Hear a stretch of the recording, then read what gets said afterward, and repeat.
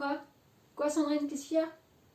Ah, on est en salle de cours. Ah oui, j'avais même pas capté qu'on n'était pas dans la salle des formateurs. Je me suis trompée. Ah oui, on est en cours. Ah oui, mes chers collègues, on est en cours. Ah oui, elle me dit qu'il faut que j'enlève mes lunettes. Bah, j'enlève mes lunettes. C'est vrai que ça fait quand même plus sérieux d'être en cours sans lunettes de soleil.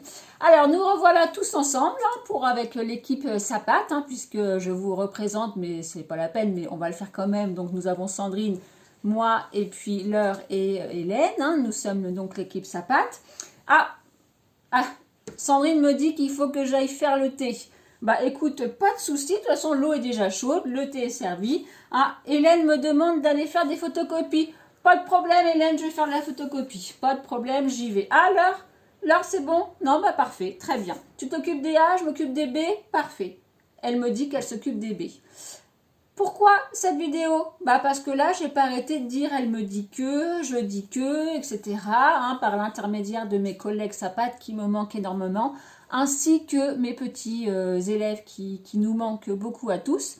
Donc en fait, aujourd'hui, nous allons étudier le discours direct, le discours indirect et le discours indirect libre, qui se situe comme ça, si vous le souhaitez. Oh, mon flou orange n'est pas tellement terrible.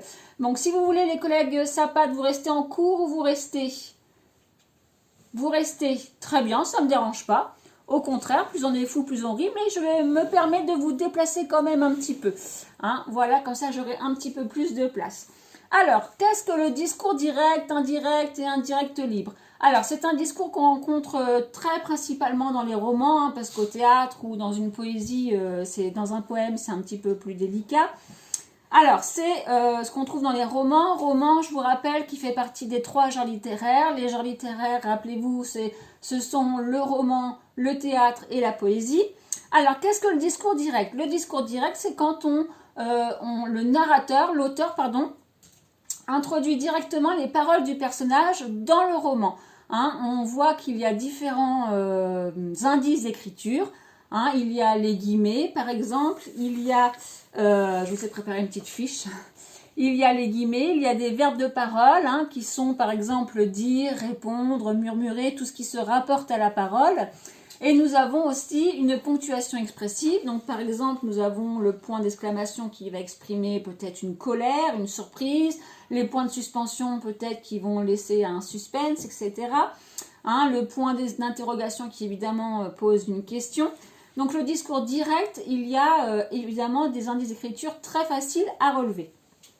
Et puis, nous avons le discours indirect, où là, par exemple, si je devais vous rapporter les paroles de mes collègues qui disent « Émilie, tu nous manques », donc je dirais « Mes collègues disent que Émilie leur manque ». Bien évidemment, c'est une petite plaisanterie.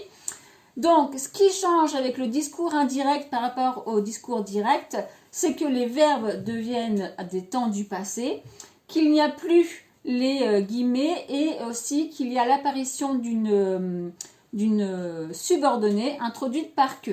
Donc, par exemple, si je résume le discours direct et le discours indirect, nous avons alors, Sandrine dit les jeunes, les formateurs, je ne sais plus ce que j'ai écrit, les formateurs pensent fort à vous. J'ai un petit peu... Donc, on remarque que dans ce discours direct, on a les 2 points, le verbe introducteur dire et la présence des guillemets. Alors, si je la transforme au discours indirect, nous avons donc, Sandrine a dit aux jeunes que les formateurs pensaient fort à eux.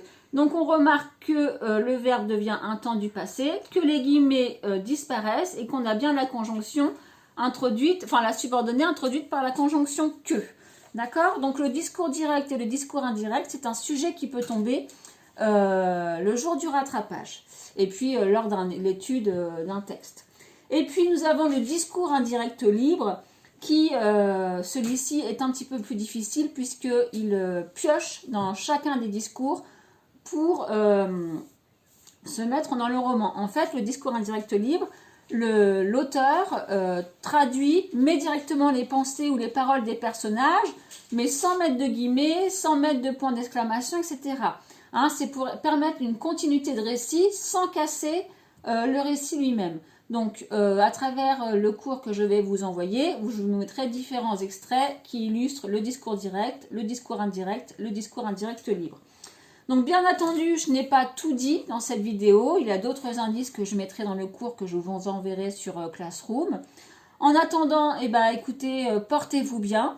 Les jeunes, je pense, également faire à vous. Les collègues aussi. Bon, Léona, si tu pouvais arrêter de mettre ton doigt dans le nez, pardon, ça serait quand même bien. Élise, toujours le sourire. Il faut garder, il faut continuer de l'avoir.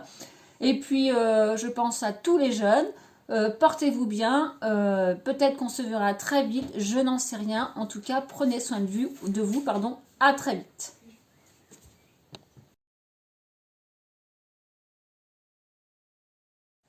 Hop, on y va. Alors. Quoi? Bah oui. Je suis en classe là. Ah non, je suis... non, je suis... oh, je me suis trompée entre formateur, celle de formateur et celle de classe. Ouais.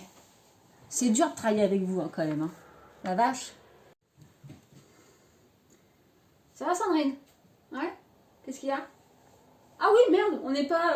Ah non, j'ai dit un gros mot, on va recommencer. Bah oui.